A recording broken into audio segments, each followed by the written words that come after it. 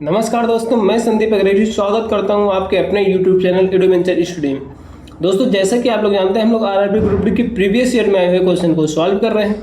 उसी क्रम में आज 6 सितंबर 2022 के थर्ड शिफ्ट में आए हुए मैथ के क्वेश्चन को सॉल्व करेंगे। दोस्तों, अगर अभी तक आपने हमारे चैनल को सब्सक्राइब नहीं किया है तो चैनल को सब्सक्राइब कर लें, साथ ही बेल आइकन को दबा लें ताकि डेली अपलोड होने वाले वीडियो का अपडेट आपको मिलता रहे। चलिए शुरू करते हैं आज के पहले क्वेश्चन से। पहला क्वेश्चन है 7.896 की पावर बार को p/q के रूप में व्यक्त कीजिए।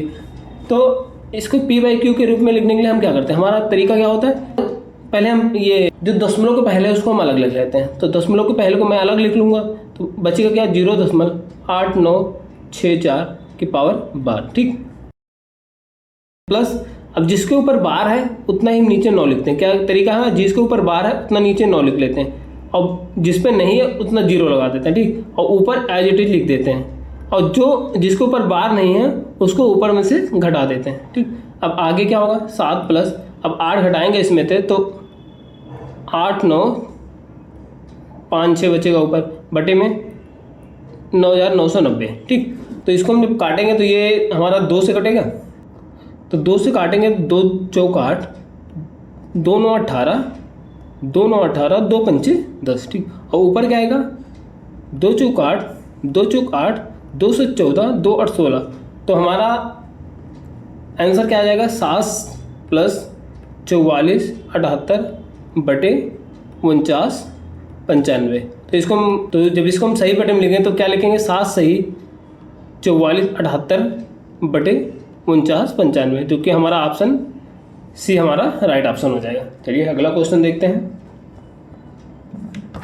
3 पुरुष और 2 महिलाएं एक कार को 8 दिन में पूरा कर सकते हैं, जबकि 2 पुरुष और 3 महिलाएं उसी काम को 10 दिन में पूरा कर सकते हैं। 2 पुरुष और 1 महिला समान कार को कितने दिन में पूरा कर सकते हैं। तो अगर कोई काम है, मैंने काम को मान लिया x है, तो उस काम को 3 पुरुष 3 मैन प्लस 2 वोमेन 2 महिलाएं कितने दिन में करते हैं, 8 दिन में करते हैं, गुणे 8।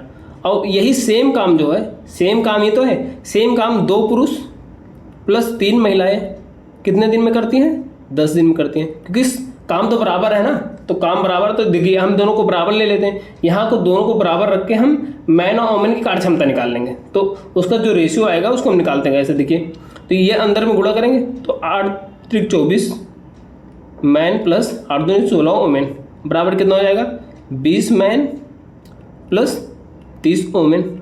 जब इसको हम सॉल्व करेंगे तो देखिए मैन इधर आएगा तो इधर 24 में से 20 गया तो ये 4 मैन बचेगा, और 16 उधर ले जाएंगे तो उधर 30 में से घटेगा तो हमारा 14 वोमेन बचेगा।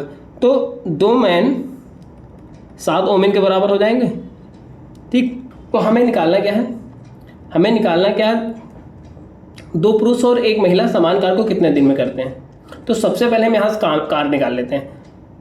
तो हम कार निकालने के लिए हम ये जो 2 मैन है इस वाले में समीकरण में रख देंगे। तो 2 मैन किसके बराबर है, 2 मैन जो हैं वो 7 वोमेन के बराबर है, इस समीकरण में रखते हैं।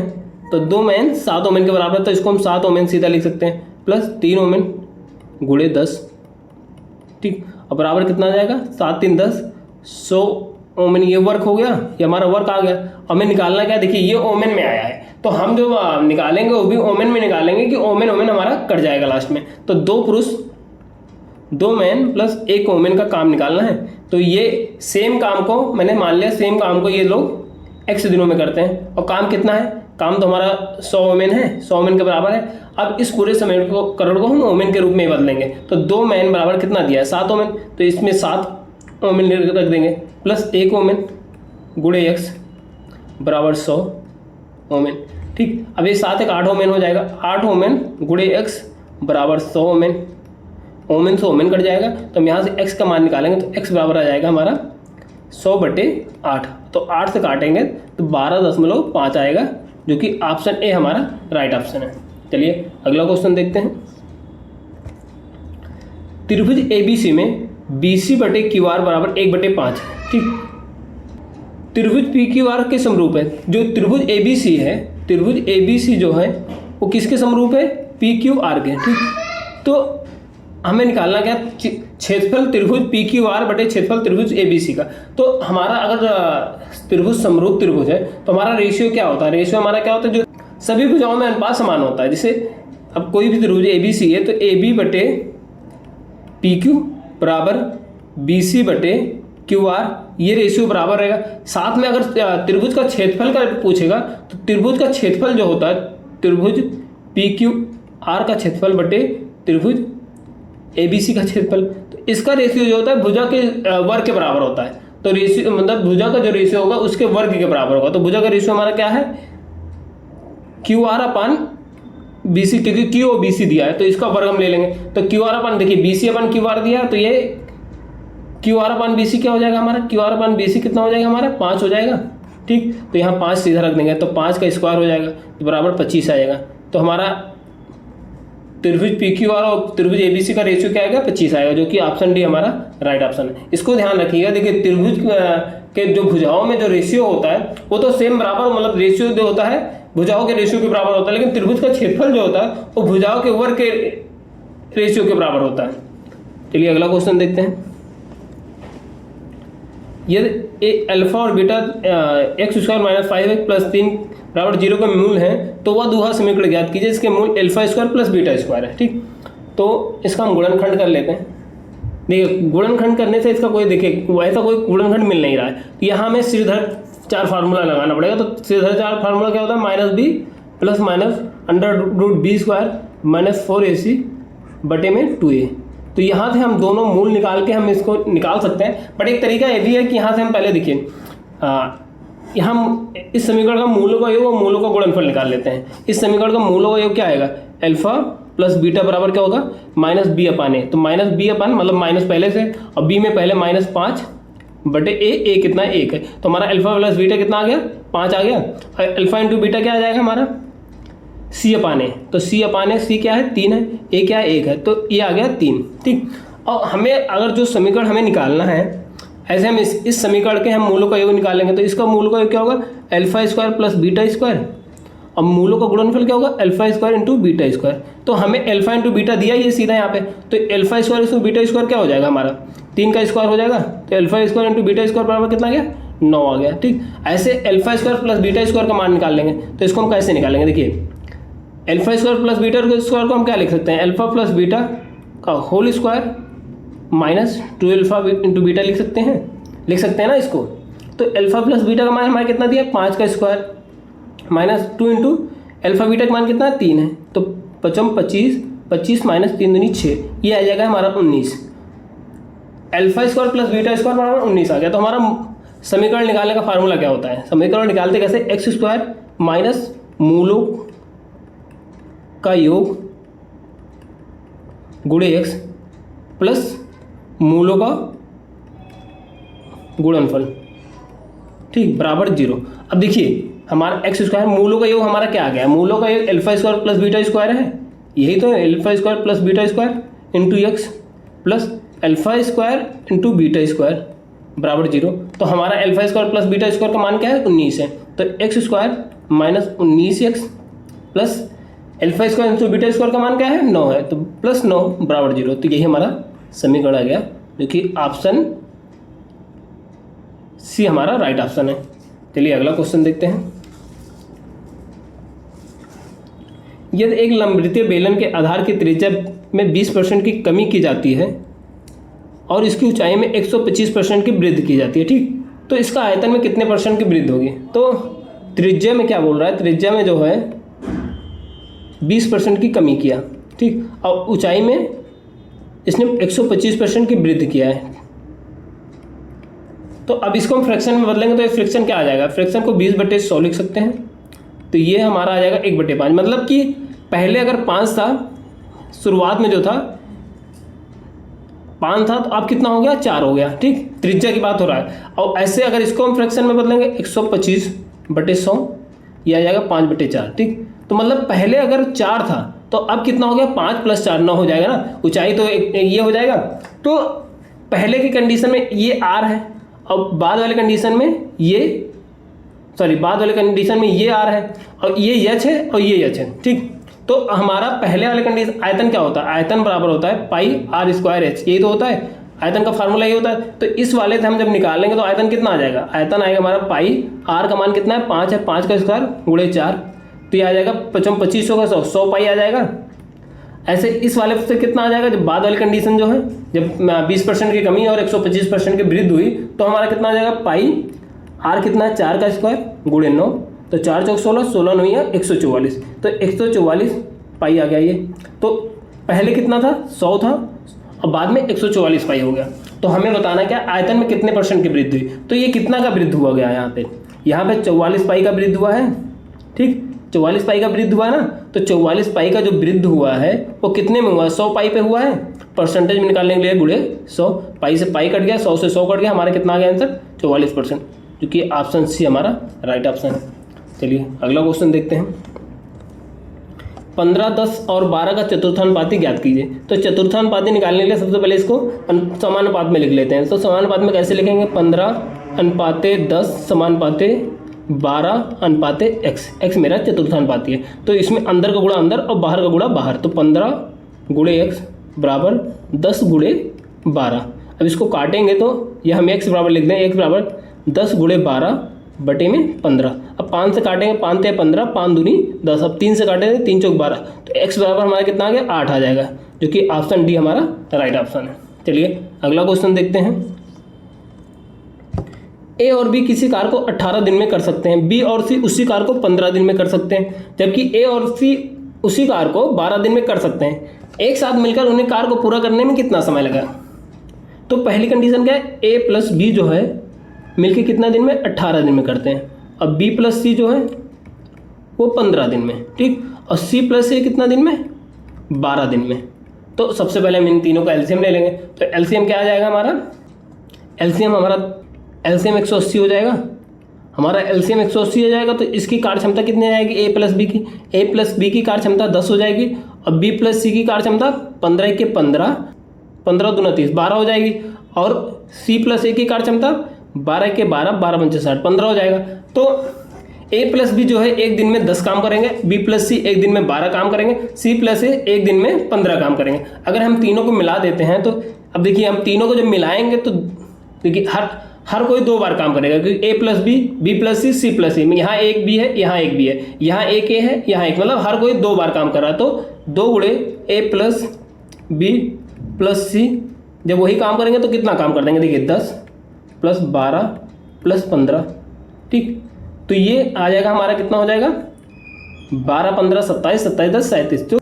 तो ए प्लस बी का एक दिन का काम कितना हो जाएगा, ए प्लस बी प्लस सी का एक दिन का काम कितना हो जाएगा 37/2। ये ए प्लस बी प्लस सी एक दिन में मिलकर काम करते हैं, और टोटल काम कितना है, टोटल काम 180 है, तो 180/37/2, तो ये 2 ऊपर हो जाएगा, तो 180/37 गुणे 2।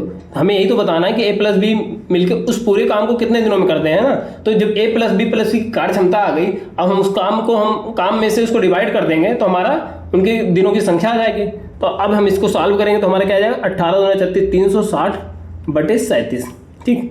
अब इसको हम सॉल्व करेंगे तो ये 9 बार जाएगा, तो 9 सही 27/37 आ जाएगा, जो कि ऑप्शन सी हमारा राइट ऑप्शन हो जाएगा। चलिए अगला क्वेश्चन देखते हैं। एक वस्तु को 500 के अंकित मूल्य पर 25%, 8%, x% की कर्मी छूट देने के बाद 303.60 में बेचा जाता है। यदि उसी वस्तु को 33 प्लस x% की एकल छूट देकर बेचा जाता तो विक्रय मूल्य ज्ञात कीजिए। तो अगर वो 25% की छूट देकर बेच रहा है तो कितने % में बेच रहा होगा, 75% में तो बेच रहा होगा। ऐसे अगर वो 8% की छूट दे रहा है तो वो 92% में बेच रहा है। तो हम इसमें क्या कर रहे हैं, 100 में से घटा दे रहे हैं ना इसको। तो ऐसे अगर x% की छूट दे रहा है तो वो 100 माइनस x% में बेच रहा होगा, ठीक। तो ऐसे हम ये 500 पे निकाल लेते हैं इसको। तो 500 को पहले 25% की छूट देगा तो 75% में बेचेगा, तो परसेंटेज हटाएंगे नीचे 100 हो जाएगा, गुणे अगली कंडीशन 92% क्योंकि 8% की छूट दे रहा है बटे 100। और अगली कंडीशन क्या है, x% की छूट दे रहा है, मतलब बेचेगा कितने 100 माइनस x में बेचेगा बटे 100। और ये पूरा तीनों छूट देने के बाद उसका रेट कितना है 303.60, ठीक। अब यहाँ सॉल्व कर लेते हैं, 2 जीरो कट जाएगा, 25 से काटेंगे 25 से 75, 25 चौका 100, 4 से काटेंगे 23 चौका 92, ठीक। अभी 5 से काटेंगे तो यहाँ 20 से कट जाएगा, 20 पंचे 100। अब देखिए अब इसको हम 100 माइनस x जब निकालेंगे, 100 माइनस x तो ये 20 जाएगा उधर ऊपर गुणे में हो जाएगा 303.6 गुणे 20 बटे में 3 गुणे 23 हो जाएगा, ठीक, ये दशमलव उठाएंगे नीचे 0 बढ़ जाएगा, 0 0 कट गया। अब 3 से काटेंगे तो 3 इक्के 3, 3 इक्के 3, 3 दूनी 6। अब फिर 23 से काटेंगे तो 23 चौका 92, 23 चौका 92, 44 बार जाएगा तो यहाँ 2 ऑलरेडी है, 44 दूना 88 हो जाएगा। तो 100 माइनस एक्स बराबर 88, तो एक्स बराबर 100 माइनस एक्स बराबर 12, 100 माइनस 88 बराबर 12 आ जाएगा। ठीक, तो x बराबर हमारा 12 आ गया। तो हमें बताना क्या है, तो हमें बताना ये है कि 33 प्लस एक्स, तो 33 पहले है प्लस एक्स कितना 12 है, तो 33 प्लस 12, तो 45% एकल छूट पे हमें उसका रेट बताना है। तो अब 500 को अगर 45% की छूट देगा तो बेचेगा कितने में, 45 की छूट दे रहा है ना, तो 55% में बेचेगा ना, तो 500 का हम 55% निकाल लेंगे, तो हमारा 55% यही जो सेलिंग प्राइस आ जाएगी हमारी, तो बटे 2 0 कट गया। अब 5 25 2 27, 275 रुपये में बेचेगा जब वो एकल छूट देगा ये वाली। ठीक, तो हमारा ऑप्शन डी राइट ऑप्शन है। चलिए अगला क्वेश्चन देखते हैं। एक पाइप एक टंकी को 15 घंटे में भर सकता है, दूसरा पाइप भरी हुई टंकी को 24 घंटे में खाली कर सकता है। यदि दोनों पाइप एक साथ खोले जाते हैं तो टंकी को भरने में कितना समय लगेगा। तो एक पाइप जो पाइप ए है वो क्या है 15 घंटे में भर दे रही, और पाइप बी जो है वो जो है 24 घंटे में ये खाली कर रहा है, इसको ध्यान रखिएगा। तो ये कार्य क्षमता इसकी माइनस में लेके चलेंगे। तो अब इन दोनों की सबसे पहले हम एलसीएम ले लेंगे, तो इन दोनों का एलसीएम 120 आएगा, एलसीएम 120 आया तो इसकी कार्य क्षमता ए पहले वाली पाइप की कार्य क्षमता कितनी जाएगी 8 हो जाएगी, और दूसरे वाले की 5 हो जाएगी। तो जो टंकी ए है वो 1 घंटे में 8 यूनिट पानी भर रहा है, और टंकी बी जो है 1 घंटे में 5 यूनिट पानी खाली कर दे रहा है। अगर हम ए और बी दोनों को चालू कर देंगे, ये माइनस है क्योंकि खाली कर रहा है, अगर ए और बी को दोनों को चालू करेंगे तो ये 8 भरेगा और ये 5 से खाली करेगा, तो दोनों 1 घंटे में कितना यूनिट पानी भरेंगे 3 यूनिट पानी भर देंगे। तो टोटल भरना कितना है 120 यूनिट भरना है, और 1 घंटे में कितना भरना है 3 भरना है, तो 3 चौक 12 40, तो 40 घंटे उसको लगेंगे भरने में। तो ऑप्शन सी हमारा राइट ऑप्शन हो जाएगा। चलिए अगला क्वेश्चन देखते हैं। तो यहाँ तालिका दी हुई है, तो इसमें बताना क्या सभी विभागों में मिलाकर कुल मिलाकर किस वर्ष में 20% से अधिक कर्मचारियों ने कंपनी छोड़ी है। तो इसको निकालने के लिए सबसे पहले इन वाले कुल कर्मचारी को हम योग ले लेंगे, और वैसे उसके बाद जो छोड़ने वाले कर्मचारी उनका योग ले लेंगे। तो ऐसे जब हम इसको जोड़ेंगे ये वाले को 2001 में, तो 2001 को जोड़ने के बाद हमारा आएगा ये आ जाएगा हमारा 865, और छोड़ने वाले कितने हो जाएंगे हमारा 133 आ जाएगा। तो हम जब इसको परसेंटेज में कैसे निकालेंगे 2001 वाले को हम परसेंटेज में निकालने के लिए छोड़ने वाले की संख्या ऊपर रखेंगे और बटे टोटल कर्मचारी जितना 865, और परसेंटेज में निकालने के लिए गुणे 100 कर देंगे। ऐसे 2002 का निकालेंगे तो 2002 का टोटल कर्मचारी कितने हो जाएंगे हमारे 858, और छोड़ने वाले कर्मचारी 177, तो इसका परसेंटेज निकालने के लिए 177 बटे 858 गुणे 100। ऐसे 2003 का निकालेंगे, 2003 के कुल कर्मचारी कितने हो जाएंगे हमारे 1278, और छोड़ने वाले कर्मचारी कितने हो जाएंगे हमारे 222। तो ये परसेंटेज निकालने के लिए 222 बटे 1278 गुणे 100। 2004 में कितने हैं टोटल कर्मचारी हमारे 1157, और छोड़ने वाले 216, तो ये परसेंटेज निकालने के लिए 216 बटे 1157 गुणे 100। जब हम इन चारों का परसेंटेज निकालेंगे तो जो 20% से अधिक वाले होगा वही वाला हमारा आंसर हो जाएगा, जो कि ऑप्शन ए हमारा राइट ऑप्शन है, क्योंकि 2002 ऐसा हो रहा है जिसमें 20% से अधिक आ रहा है। तो आप इसको कैलकुलेट करके देख लीजिएगा। देखिए ऐसे क्वेश्चन में आपको एकदम लास्ट में ही करना पड़ेगा, क्योंकि इसमें बिना भाग दिए आप इसमें कुछ कर नहीं सकते हैं। तो चलिए हम अगला क्वेश्चन देखते हैं, आप इसको करके देख लीजिएगा। अगला क्वेश्चन है 50 से छोटी आवाज संख्याओं की कुल संख्या ज्ञात कीजिए। तो 50 से छोटी, ये तो रट्टे वाला क्वेश्चन हो गया। 50 से छोटी आवाज संख्या कितनी होती है टोटल 15 होती है। ठीक, तो ऑप्शन बी हमारा राइट ऑप्शन हो जाएगा। अगर ये 50 से 100 के बीच में पूछ लेगा, 50 से 100 के बीच में, तो ये 50 से 100 के बीच में 10 होती है। तो इसके हिसाब से 100 से अगर नीचे पूछ लेगा, 100 से नीचे मतलब 100 से छोटी, तो हमारा 15 10 25 टोटल 25 संख्या आवाज संख्या हो जाएगी, मतलब 100 से नीचे वाली। अब 50 से 100 के बीच में 10 और 50 से छोटी 15, तो इसको आप हमेशा याद रखिए, तो आपको हमेशा काम देगा। चलिए अगला क्वेश्चन देखते हैं। तो यहाँ इस समीकरण का मान निकालना है।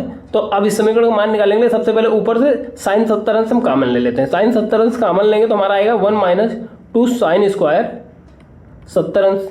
अब नीचे हम कास कॉमन ले लेते हैं। कास 70 अंश कॉमन लिया तो नीचे आएगा 2 कास स्क्वायर 70 अंश माइनस 1। अब देखिए हमारा cos 2a का जो फार्मूला होता है वो हमारा 2 cos स्क्वायर ए माइनस 1 या 1 माइनस 2 साइन स्क्वायर ए या cos स्क्वायर ए माइनस साइन स्क्वायर ए, ये cos 2a का ये तीनों फार्मूले होते हैं। तो अगर हम यहाँ देखेंगे तो हमारा दो फार्मूला यूज हो रहा है, तो ऊपर भी हम cos 2a लिख सकते हैं, तो साइन 70 अंश इंटू cos 2a इसको ले सकते हैं, तो cos क्या लेंगे, cos 2 गुणे 70 और नीचे cos 70 बाहर है गुणे में cos 2 गुणे 70, ठीक, क्योंकि दोनों cos के फार्मूले हैं ना, तो ये दोनों कट जाएगा तो हमारा बचेगा क्या, साइन बटे cos। साइन बटे cos क्या होता है, tan होता है, तो tan 70 अंश हमारा मान आएगा, जो कि ऑप्शन ए हमारा राइट ऑप्शन है।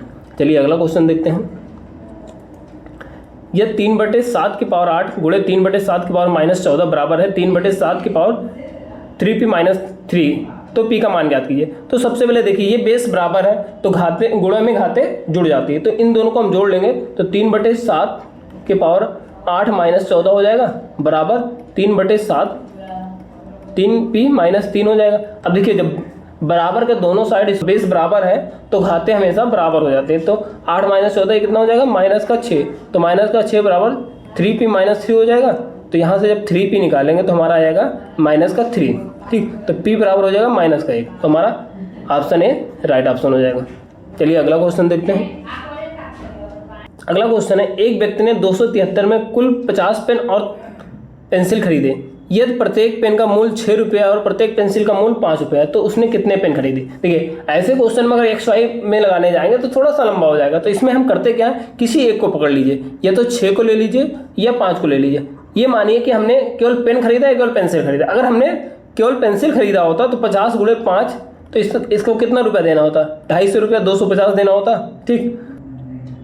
अगर वो टोटल पेन खरीदा होता तो 6 गुणे 50 उसको 300 रुपया का वो लगता, तो लेकिन एक्चुअल में कितना देकर आया है, 273 देकर आया है। तो अगर यहाँ 273, यहाँ मतलब 273 में से 250 घटाएंगे तो हमारा अंतर कितना आया, 23 का आया। तो जो 23 ये कम हो रहा है, 23 रुपया कम हो रहा है ना, तो 23 रुपया कम कहाँ पर एडजस्ट करेगा भाई, 1 रुपया, क्योंकि दोनों का अंतर क्या है मूल्य में, 1 रुपये का है, तो 23 हमारा पेन हो जाएगा, 23 पेन हो जाएगा और 27 पेंसिल हो जाएगा। हमें बताना कितना पेन का कितने पेन है, तो कितने पेन है, 23 पेन है, जो कि ऑप्शन ए हमारा राइट ऑप्शन है। आप इसको देख भी सकते हैं, अगर 23 गुणे 6 प्लस 27 गुणे जब 5 करेंगे तो ये हमारा 273 के बराबर आ जाएगा। चलिए अगला क्वेश्चन देखते हैं। एक व्यक्ति ने एक वस्तु को पहले अंकित मूल्य पर D% की छूट देकर और फिर समान नॉमिनल वैल्यू रुपये में वाली एक अन्य छूट देकर 405 में बेचा। यदि वस्तु का अंकित मूल्य 440 है तो डी का मान ज्ञात कीजिए। देखिए यहाँ दो छूट दिया है, एक तो D% छूट दिया है और दूसरा इसी D% का समान नॉमिनल वैल्यू में जो ये परसेंटेज का वैल्यू आएगा उसी के बराबर 100 दे दिया। मतलब यहाँ क्या कह रहा है कि अंकित मूल्य पे पहला डिस्काउंट का 2 डिस्काउंट है, यहाँ पहला डिस्काउंट D%, अगर 540 पे वो D% का डिस्काउंट देगा तो परसेंटेज को हटाएंगे हम नीचे 100 हो जाएगा, इसको हम हटाएंगे तो बराबर अगर ये D1 है तो ये वैल्यू जितना डिस्काउंट आया इसको D1 मान लिया, तो इसको कितना हो जाएगा, 0 0 कटेगा, ये आएगा D1 बराबर हमारा 5.4 D आ जाएगा, ठीक। ये पहली कंडीशन है, मतलब ये पहला अगर डिस्काउंट। लेकिन अब दूसरा क्या बोल रहा है, फिर समान नॉमिनल वैल्यू, मतलब ये जो वैल्यू आई है, ये D1 जो वैल्यू आई है, तो ये जो दूसरा छूट दिया है रुपये में ये इसके बराबर है, मतलब D1 और जो दूसरा D2 है वो दोनों बराबर है, ठीक। तो टोटल छूट कितना हो गया, D1 प्लस D2 हो गया, तो D1 प्लस D2 क्योंकि दोनों बराबर है तो 5.4 D प्लस 5.4 D बराबर है ना दोनों, तो 5 5 10 10.8 D का तो उसने छूट दे दिया है। तो लेकिन एक्चुअल में आप देखेंगे तो एक्चुअल में कितना छूट दिया, 540 उसका मार्क प्राइस था और सेलिंग प्राइस कितना है, 405 है, तो छूट कितना हो गया, छूट हो गया हमारा यहाँ से आ जाएगा 135, तो 135 का छूट दिया है ना। लेकिन अगर हम डी के पदों में देखेंगे तो कितना छूट है, 10.8 D का है, तो दोनों बराबर है छूट, तो 135 बराबर 10.8 D हो जाएगा। तो यहाँ से डी का मान निकाल लेंगे, तो डी बराबर हो जाएगा 135 बटे 10.8, तो ये दशमलव हटाएगा, ऊपर 0 बढ़ जाएगा, ठीक। तो ये काटेंगे 3 से, काटेंगे 3 त्रिकोण 3 छक 18, ये 3 से काटे 3 चौक 12, 3 पचे 15, ठीक। तो 9 से काटेंगे 9 चौक 36, 9 पचे 45, तो ऊपर आएगा 50 बटे 4। अब इसको काटेंगे तो 12 चौक 48, 12.5 आएगा, तो ऑप्शन ए हमारा राइट ऑप्शन हो जाएगा। यहाँ थोड़ा ध्यान से देखिए क्योंकि पहला जो छूट दे रहा है वो परसेंटेज में है, दूसरा जो वैल्यू दे रहा है, जो ये वैल्यू आ रही है नॉमिनल वैल्यू उसके बराबर है, मतलब ये D1 के बराबर है ना कि D% के बराबर, ये ध्यान रखिएगा बस। चलिए अगला क्वेश्चन देखते हैं। उस समबहुभुज की भुजाओं की संख्या ज्ञात कीजिए जिसके अंतःकोणों का योग 2700 अंश सेल्सियस है।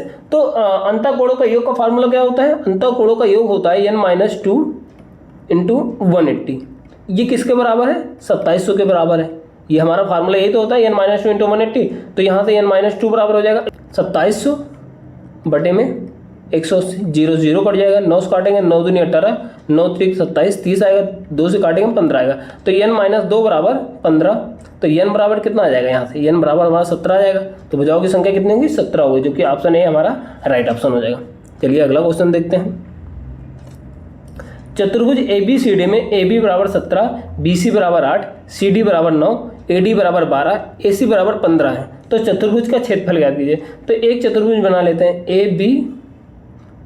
ABCD, ABCD, ठीक। तो AB बराबर कितना? AB 17 है, BC बराबर 8 है, AD बराबर 12 है, और AC बराबर, AC वाली ये भुजा है ना, AC बराबर कितना है? 15 है, और ये वाली भुजा कितना है? CD बराबर है 9 सेंटीमीटर। तो यहाँ देखिए दो त्रिभुज बन रहा है, तो दोनों त्रिभुज को अलग अलग क्षेत्रफल निकाल लेंगे, एक पहला एक दूसरा। तो दोनों त्रिभुज का अलग अलग क्षेत्रफल निकाल के दोनों को जोड़ देंगे तो हमारा चतुर्भुज का क्षेत्रफल आ जाएगा। तो त्रिभुज ABC में देखेंगे तो यहाँ देखिए, यहाँ दोनों जो है ट्रिपलेट बन रहा है दोनों त्रिभुज, क्योंकि देखिए सबसे बड़ी भुजा का वर्ग जो है वो दोनों छोटी भुजाओं के वर्ग के बराबर है, वर्ग के योग के बराबर है। यहाँ भी ऐसे हो रहा है, 15 का वर्ग जो है 12 का स्क्वायर प्लस 9 के स्क्वायर के बराबर है, ठीक। क्योंकि आप ट्रिपलेट याद किए होंगे, 3 4 5 एक ट्रिपलेट होता है। अभी इसमें किसी भी संख्या से गुणा कर देंगे तो ये वाली संख्या यही है। ऐसे एक 8 15 17 भी एक ट्रिपलेट होता है, ठीक। तो हमारा समकोण, ये तो हमारा समकोण त्रिभुज दोनों बन जाएगा ना। तो समकोण त्रिभुज का क्षेत्रफल क्या होता है हमारा? तो पहले त्रिभुज का क्षेत्रफल क्या हो जाएगा हमारा? 1/2 आधार गुणे ऊंचाई। आधार हमने 15 मान लिया तो ऊंचाई हमारा 8 है, तो 2 चौक 8, 15 चौका 60 यहाँ आ जाएगा। और यहाँ अगर दूसरे त्रिभुज का क्षेत्रफल 1/2 आधार गुणे ऊंचाई, तो आधार अगर हमने 12 मान लिया तो ऊंचाई हमारा 9 हो जाएगा। तो 2 छंग 12, 9 छंग 54, तो यहाँ 54 हो जाएगा। तो चतुर्भुज का क्षेत्रफल क्या हो जाएगा? दोनों त्रिभुज का क्षेत्रफल का योग 60 + 54, तो हमारा हो जाएगा 6 5 11 114 आ जाएगा, जो कि ऑप्शन ए हमारा राइट ऑप्शन है। चलिए आप इसको अलग अलग हीरोज फार्मूलेस भी लगा सकते हैं। जैसे पहले त्रिभुज का क्षेत्रफल हम हीरोज फार्मूलेस निकाल लें, S × S - A, S - B, S - C से। ऐसे दूसरे त्रिभुज का क्षेत्रफल भी निकाल सकते हैं, तो दोनों को निकाल के जोड़ देंगे तब पर भी हमारा आंसर आएगा। लेकिन यहाँ मुझे ट्रिपलेट दिख गया इसलिए मैंने ट्रिपलेट से लगा दिया। अगर ट्रिपलेट ना दिखता तो हम हीरोज फार्मूले से ही लगाते हैं। चलिए अगला क्वेश्चन देखते हैं। निम्नलिखित आंकड़ों का बहुलक ज्ञात कीजिए। तो बहुलक ज्ञात करने के लिए पहले ऑप्शन देख रहे हैं। तो ऑप्शन में पहला क्या है? 74 है। तो 74 को गिन लेंगे, कितना है? 1। बहुलक तो वही होता है जो सबसे ज़्यादा जिसकी पुनरावृत्ति हो, जिसकी फ्रिक्वेंसी सबसे ज़्यादा, वही हमारा बहुलक। तो 74 1 1 2 1 3, 74 कितना है? 3 है। ऐसे 90 कितना है? 90 हमारा 1 2, हमारा 2 ही है, तो मतलब ये 90 होगा नहीं। और 84 1 2 3, हमारा 84 भी 3 है। अब 83 1 2 3 4 5, 83 5 है। तो हमारी फ्रीक्वेंसी सबसे ज़्यादा किसकी है? 83 के है। तो हमारा ऑप्शन को हो जाएगा डी, राइट ऑप्शन हो जाएगा। इस सीरीज का बहुलक 83 होगा। चलिए अगला क्वेश्चन देखते हैं। यदि 2 और -3 एक द्विघात समीकरण के मूल हैं तो वह समीकरण है। तो द्विघात समीकरण के अगर मूल दिए तो द्विघात समीकरण कैसे बनाते हैं? हमारा होता है x² माइनस मूलों का योग इंटू x प्लस मूलों का गुणनफल बराबर 0। तो अब x² माइनस मूलों का योग क्या? 2 - 3 हो जाएगा इंटू x प्लस 2 इंटू -3 बराबर 0। तो यह आ जाएगा x² माइनस, ऑलरेडी यहाँ माइनस का 1 आएगा तो ये प्लस का x हो जाएगा, ये हो जाएगा -6 बराबर 0। तो x² प्लस x माइनस का 6 बराबर 0, जो ऑप्शन डी हमारा राइट ऑप्शन है। चलिए अगला क्वेश्चन देखते हैं। पिछले वर्ष गंगा का मासिक वेतन 12,000 था और सरस्वती का मासिक वेतन 10,000 था। इस वर्ष गंगा का मासिक वेतन 14,400 है, जबकि सरस्वती का मासिक वेतन 12,500 है। यह पिछले वर्ष के मासिक वेतन की तुलना में इस वर्ष सरस्वती के मासिक वेतन में हुई वृद्धि का परसेंट x% है। देखिए सरस्वती का x दिया है और पिछले वर्ष के मासिक वेतन की तुलना में गंगा के वार्षिक वेतन में हुई परसेंट वृद्धि को y% से द्वारा निर्धारित किया जाता है। तो x माइनस वाई बटे वाई गुणे 100% का मान बताइए। तो इसका मान हमें बताना है। ठीक, तो पहले देखिए, पहले गंगा का जो मासिक वेतन था 1200 था, अब 14,400 हो गया। तो कितने का वृद्धि हो गया है? यहाँ पे 2400 का वृद्धि हो गया है।